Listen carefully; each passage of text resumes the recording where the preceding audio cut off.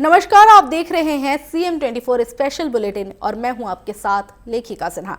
आज खबरें नीतियों की दिशा में, संवेदनशील शासन और विकास के उस मॉडल की जहां पर्यावरण, आस्था, किसान और जन सरोकार एक साथ चलते हैं।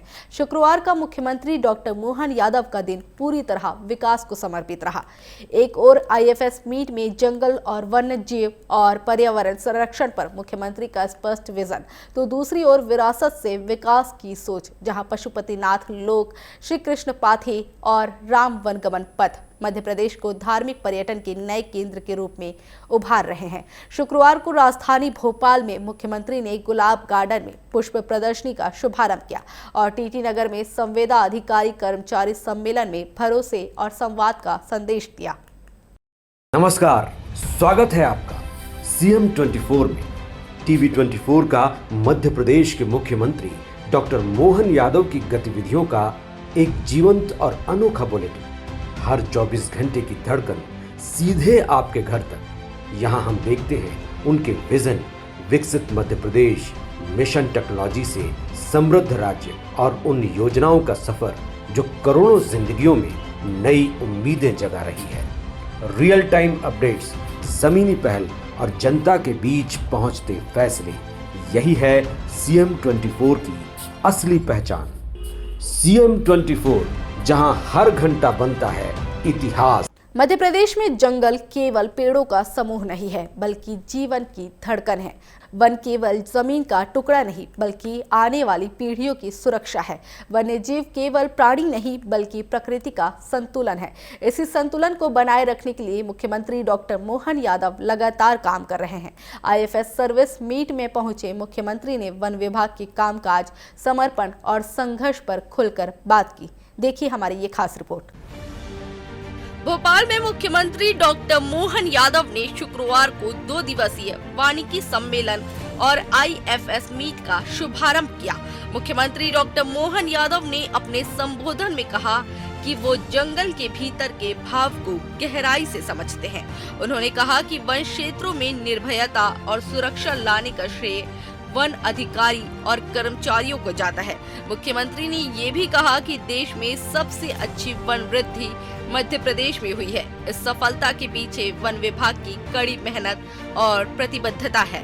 मुख्यमंत्री के लिए जंगल केवल प्रशासनिक जिम्मेदारी नहीं है, जंगल उनके लिए आत्मिक जुड़ाव और जीवन दर्शन का माध्यम है। उन्होंने कहा कि वानप्रस्थ की भावना हमें प्रकृति के करीब ले जाती है। उन्होंने स्पष्ट किया कि जो आनंद जंगल के साथ मिलता है वो कहीं और नहीं मिलता। वहीं मुख्यमंत्री ने बांधवगढ़ टाइगर रिजर्व का अनुभव साझा किया। उन्होंने बताया कि जब वे वाहन से जा रहे थे तब टाइगर अपने स्वाभाविक अंदाज में चल रहा था। उस समय उन्हें ये एहसास हुआ कि वन अमले की भूमिका कितनी महत्वपूर्ण होती है। उन्होंने कहा कि जानवरों के सामने जाना साहस और संयम दोनों की परीक्षा होती है। वानिकी सम्मेलन और IFS मीट में मैं शामिल हुआ। मेरी अपनी ओर से IFS अफसर के सारे मित्रों को बधाई, जो अपनी ड्यूटी से देश के अंदर सबसे अच्छे विभागों में से हमारा अपना मध्य प्रदेश का वन मंत्रालय का अमला है, जिसके कारण से चीता जैसे प्रोजेक्ट से लगा करके सभी प्रकार के वन्य जीवों की दृष्टि से वन विभाग ने अपनी अच्छी भूमिका अदा की है। सबसे बड़ा टाइगर स्टेट, चीता स्टेट, वल्चर स्टेट, घड़ियाल, मगरमच्छ, कई प्रकार के वन्य जीवों को संभालने के साथ साथ हमारे लिए 2 नए टाइगर अभयारण्य बनने का भी सौभाग्य इस 2 साल के अंदर मिला है। बहुत जल्दी असम से जंगली भैंसे भी लाए जाएंगे। मैं उम्मीद कर रहा हूं कि हमारा समृद्ध वन्य जीव संपदा का ये दौर और आगे चलता जाएगा। बीते समय में नर्मदा जी में जो हमने मगरमच्छ छोड़े थे, आने वाले समय में चंबल में फिर घड़ियाल छोड़े जाना है। कछुए की भी बहुत अच्छी प्रजातियां, जिनका संरक्षण का काम हमारी सरकार कर रही है। नर्मदा नदी से मगरमच्छ छोड़ने का निर्णय आसान नहीं था। उस समय कई लोगों ने सवाल उठाए थे कि नर्मदा परिक्रमा पर इसका क्या प्रभाव पड़ेगा, लेकिन सरकार और वन विभाग ने वैज्ञानिक तरीके से ये योजना लागू की। आज नर्मदा में मगरमच्छ और चंबल में घड़ियाल सुरक्षित जीवन जी रहे हैं। मध्य प्रदेश देश का सबसे बड़ा वन क्षेत्र वाला राज्य है। राज्य में 77,000 वर्ग किलोमीटर से अधिक क्षेत्र में वन फैले हुए हैं। 2022 में बाघ की गणना के अनुसार प्रदेश में 785 बाघ पाए गए हैं। मध्य प्रदेश देश का एकमात्र चीता राज्य भी है। पिछले 2 सालों में 2 नए टाइगर रिजर्व स्थापित किए गए हैं। जंगल के अंदर टाइगर की कमी के कारण से इकोसिस्टम का पूरा सिस्टम बिगड़ता था। आज टाइगर के कारण से इकोसिस्टम बन रहा है। मैं तो बधाई देना चाहूंगा, अब तो चीता भी आ रहा है। चीता जीता हमारे यहाँ है। कितने साल पुरानी वापस परंपरा को पुनर्स्थापित किया माननीय भूपेंद्र जी ने। इसकी शुरुआत की माननीय वन मंत्री जी को और प्रधानमंत्री जी को बधाई दिलाए, जिनके कारण ये वापस से ऐतिहासिक घड़ी आई है कि हम अपने उस बिछड़े हुए अपने जंगल के प्राणी को वापस लेकर आए। साल 2025-26 के बजट में वन संरक्षण के लिए विशेष प्रावधान किए गए हैं। 1583 करोड़ कार्य योजनाओं के लिए निर्धारित किए गए हैं। 992 करोड़ कैंपा योजना के तहत स्वीकृत किए गए हैं। वहीं 639 करोड़ संरक्षण योजनाओं के लिए रखे गए हैं। सरकार का उद्देश्य स्पष्ट है कि संरक्षण और विकास दोनों साथ चले। वन विभाग के माध्यम से हजारों लोगों को रोजगार उपलब्ध कराया जा रहा है। आदिवासी समाज के साथ मिलकर आजीविका के नए अवसर तैयार किए जा रहे हैं। वहीं नर्सरी, इको टूरिज्म और वनोपज के माध्यम से ग्रामीण अर्थव्यवस्था भी मजबूत हो रही है। बैतूल में ताप्ती कंजर्वेशन रिजर्व की स्थापना की जा रही है। नदी जोड़ो परियोजना के तहत जंगल संरक्षण को बढ़ावा दिया जा रहा है। मुख्यमंत्री का मानना है कि जंगल बचेंगे तभी नदियां सुरक्षित रहेंगी। मुख्यमंत्री ने कहा कि IAFS अधिकारियों से लेकर वन रक्षकों तक सभी की भूमिका महत्वपूर्ण है। नीचे से ऊपर तक हर कर्मचारी पूरी निष्ठा से काम कर रहा है। सरकार लगातार प्रशिक्षण और आधुनिक संसाधन उपलब्ध करा रही है। इन प्रयासों का सीधा असर पर्यावरण पर दिखाई दे रहा है। जैव विविधता मजबूत हो रही है। मानव वन्य जीवन संघर्ष में कमी आ रही है। इको टूरिज्म को बढ़ावा मिल रहा है। फॉरेस्ट टूरिज्म के आधार पर कई प्रकार के लोगों को रोजगार उपलब्ध कराने के भी हम काम कर रहे हैं। जो वनों के अंदर हमारे ग्रामीण जन रहते हैं उनके साथ मिलकर के उनकी आय के साधन बढ़ाना, आदिवासी जनजातियों के साथ, और अब जिस प्रकार से टाइगर के साथ हाथी भी अपना स्थायी बसेरा हमारे यहाँ कर चुके हैं। मुझे प्रसन्नता है कि हाथियों के साथ अब हमने वन अमले के साथ विभिन्न प्रकार की ट्रेनिंग कराते हुए विगत सालों की तुलना में 10% से भी कम प्रकार की दुर्घटना के समाचार मिले हैं। 90% ये कंट्रोल किया गया है और अच्छे से करते जाएंगे। डॉक्टर मोहन के नेतृत्व में मध्य प्रदेश पर्यावरण संरक्षण का मॉडल राज्य बन रहा है। यहाँ विकास और संरक्षण दोनों को समान महत्व दिया जा रहा है। जहाँ जंगल सुरक्षित है, वहाँ भविष्य सुरक्षित है। यही मुख्यमंत्री की सोच और सरकार की दिशा है। CM 24 GS Thakur, Bhopal. और मध्य प्रदेश की धरती धार्मिक पर्यटन में नए अध्याय लिख रही है। मुख्यमंत्री डॉक्टर मोहन यादव के नेतृत्व में विरासत से विकास की संकल्पना को न केवल योजनाओं के रूप में बल्कि जमीन पर वास्तविक रूप में भी लागू किया जा रहा है। राज्य सरकार का लक्ष्य प्रदेश को धार्मिक पर्यटन का ग्लोबल केंद्र बनाना है, जहां आस्था के साथ साथ आर्थिक मजबूती भी जुड़ी है। पेश है हमारी खास रिपोर्ट। मध्य प्रदेश, जिसे भारत का हृदय कहा जाता है, अपनी समृद्ध सांस्कृतिक और धार्मिक विरासत के लिए जाना जाता है। मुख्यमंत्री डॉक्टर मोहन यादव के नेतृत्व में राज्य सरकार ने धार्मिक पर्यटन को बढ़ावा देने के लिए अभूतपूर्व प्रयास किए हैं। विकास के साथ विरासत के मंत्र को अपनाते हुए डॉक्टर यादव ने आस्था, संस्कृति और पर्यटन को एक साथ जोड़कर प्रदेश को धार्मिक पर्यटन का प्रमुख केंद्र बनाने की दिशा में ठोस कदम उठाए हैं। हाल ही में पशुपतिनाथ लोक का लोकार्पण, भगवान कृष्ण से जुड़े प्रमुख स्थलों का विकास, भव्य परियोजना इसके जीवंत उदाहरण है। मंदसौर जिले में प्राचीन पशुपतिनाथ मंदिर के आसपास विकसित किया गया पशुपतिनाथ लोक धार्मिक पर्यटन की एक बड़ी पहचान बनता जा रहा है। इस परियोजना का पहला चरण लगभग 25 करोड़ रुपए की लागत से पूरा हुआ। इसमें आधुनिक सुविधाएं जैसे 4 प्रवेश द्वार, ई कार्ड से भ्रमण व्यवस्था, सत्संग भवन, यज्ञशाला और एम्फी थिएटर, प्राथमिक चिकित्सा कक्ष, उद्यान, पथवे और मनोरंजन स्थल शामिल है। ये सिर्फ एक तीर्थ स्थल नहीं बल्कि एक समृद्ध और सुव्यवस्थित धार्मिक परिसर के रूप में विकसित किया गया है, जिसमें शिवलीला पर आधारित म्यूरल वॉल और 22 फीट ऊंची त्रिनेत्र रुद्राग्नि की मूर्ति मुख्य आकर्षण है। मुख्यमंत्री ने इसे मध्य प्रदेश को धार्मिक पर्यटन हब बनाने की दिशा में बड़ा कदम बताया है और अगले चरण के विकास की भी घोषणा की है। राज्य में भगवान श्री कृष्ण की लीलाओं से जुड़े प्रमुख स्थलों को भी तीर्थ स्थलों के रूप में विकसित करने की योजना है। इसे श्री कृष्ण पाथेय के नाम से भी विकसित किया जा रहा है। भगवान का सर्वाधिक स्नेह था हमारे मध्य प्रदेश के चित्रकूट धाम के लिए, तो चित्रकूट के घाट पर भई संतन की भीड़, तुलसीदास चंदन घिसे तिलक दे रवीर।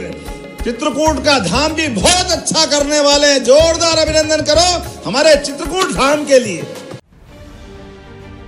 सांदीपनी आश्रम उज्जैन वही स्थान है जहां भगवान कृष्ण ने महर्षि सांदीपनी से शिक्षा ग्रहण की थी।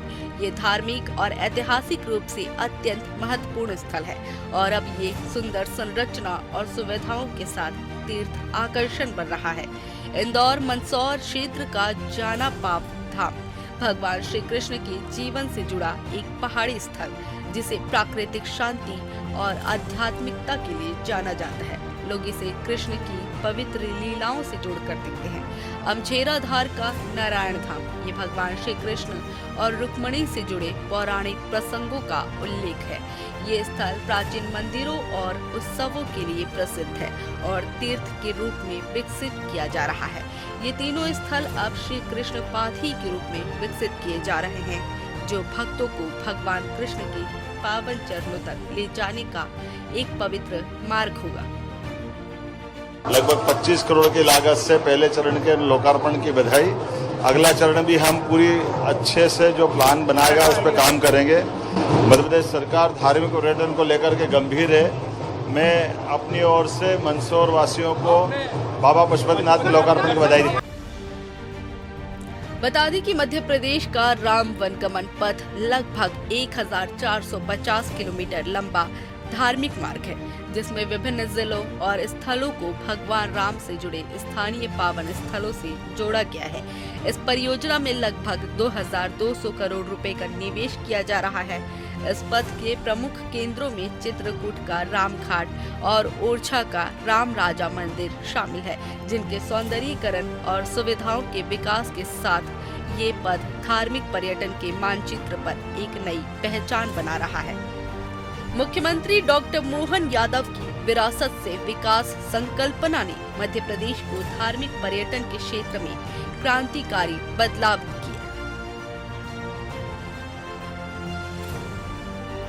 और राजधानी भोपाल में मुख्यमंत्री डॉक्टर मोहन यादव का शुक्रवार का दिन पूरी तरह जन सरोकार और विकास को समर्पित रहा। एक ओर गुलाब गार्डन में पुष्प प्रदर्शनी का शुभारंभ तो दूसरी ओर संविदा कर्मचारियों का महासम्मेलन। फूलों की खुशबू से लेकर कर्मचारियों के हौसले तक हर मंच से सीएम ने विकास और भरोसे का संदेश दिया। आइए देखते हैं हमारी ये खास रिपोर्ट। राजधानी भोपाल के गुलाब गार्डन में मुख्यमंत्री डॉक्टर मोहन यादव ने भव्य पुष्प प्रदर्शनी 2026 का शुभारंभ किया। दीप प्रज्वलित कर कार्यक्रम की शुरुआत की। इस मौके पर कृषि मंत्री एंदल सिंह कंसाना और हार्टिकल्चर मंत्री नारायण सिंह कुशवाहा भी मौजूद रहे। प्रदर्शनी में खिले गुलाब और रंग बिरंगे फूलों को देखकर सीएम खासे उत्साहित नजर आए। कार्यक्रम में किसानों और बागवानी से जुड़े लोग भी बड़ी संख्या में शामिल हुए। कार्यक्रम को संबोधित करते हुए मुख्यमंत्री ने कहा कि मध्य प्रदेश अब पुष्प उत्पादन में देश में दूसरे नंबर पर पहुंच चुका है। फूलों की खेती का रकबा 37,000 से बढ़कर 44,000 हेक्टेयर हो गया है। और प्रदेश के फूल अब विदेशों तक अपनी खुशबू फैला रहे हैं। सीएम ने विपक्ष पर निशाना साधते हुए कहा कि कांग्रेस सिर्फ बयानबाजी करती है, जबकि काम बीजेपी सरकार कर रही है। फूलों के माध्यम से हम केवल फूल नहीं भेज रहे हैं, ये मन का भाव भेज रहे हैं सबके बीच में। हमारे लिए आनंद अलग प्रकार का आता है। कोई सी पूजा पाठ भारतीय जीवन पद्धति या कोई जीवन पद्धति में देखो तो हर प्रकार से सच में ये जो आयोजन हमारे लिए कोई भी होते हैं, मंच की शोभा अगर मंच पे कोई 2 पुष्प नहीं दे तो कार्यक्रम अधूरा है। मंदिर जाएं अगर पुष्प नहीं है तो भगवान की पूजा अधूरी है। यहाँ तक कि अपने शरीर भी छूट जाए तो भी पुष्प हमारे साथ चलते हैं। पुष्पों का मनुष्य के साथ ये जो रिश्ता है, ये भाव का रिश्ता है। ये भाव की भाषा हमारे लिए कितने जीवन में अलग अलग प्रकार से पूरे जीवन में सदैव आकर्षित करती रहती है। आज के इस अवसर पर जब मैं यहाँ बात कर रहा हूँ आपसे तो ये आंकड़े देख रहा था। 40,000 किसान हमारे इससे जुड़े हुए हैं। 45,000 हेक्टेयर क्षेत्र में फूलों का उत्पादन हो रहा है। लाखों टन वार्षिक उपज मिल रही और प्रदेश से फूल गुजरात, महाराष्ट्र कहाँ जा रहे हैं। जोरदार अभिनंदन करें। अब तो विदेश में भी भेजने वाले। हमारे द्वारा सरकार के माध्यम से तकनीकी प्रशिक्षण, अनुदान में सहायता, किसान को आत्मनिर्भर बनाने के लिए उद्यानिकी, पुष्प, दूध, मत्स्य उत्पादन सब क्षेत्रों में हमारी सरकार लगातार काम कर रही। और चूंकि किसान कल्याण वर्ष है और किसान कल्याण वर्ष होने के नाते से ऐसे अलग अलग 16 विभागों को मिला करके कृषि कल्याण वर्ष की ये पूरी योजना बनी। हार्टिकल्चर मंत्री नारायण सिंह कुशवाहा ने कहा कि सरकार का लक्ष्य किसानों की आय बढ़ाना है। फूलों की खेती को बढ़ावा देने के लिए नवाचार और तकनीकी सहायता दी जा रही है। मुख्यमंत्री माननीय डॉक्टर मोहन यादव जी के नेतृत्व में हॉर्टिकल्चर विभाग एक कृषि वर्ष जो चल रहा है उसके तत्वाधान में कृषि विभाग और हॉर्टिकल्चर विभाग लगातार ऐसे नवाचार करने के काम जारी हैं। और यहां मैं एक निवेदन करूंगा कि यहाँ जो भी कृषक भाई कोई भी उद्यमी जो हॉर्टिकल्चर के क्षेत्र में, अब यहां आज आप देखोगे कि तमाम तरह के फूलों के प्रदर्शन लगे हैं। अगर किसी की किसी भी तरह से रुचि अपने यहां घर में लगाने के लिए या किसान लोग पुष्प उत्पादन की खेती करना चाहते हैं तो यहां इस प्रदर्शनी में कृषि वैज्ञानिक, हॉर्टिकल्चर के वरिष्ठ तकनीकी विशेषज्ञ भी यहां मौजूद हैं।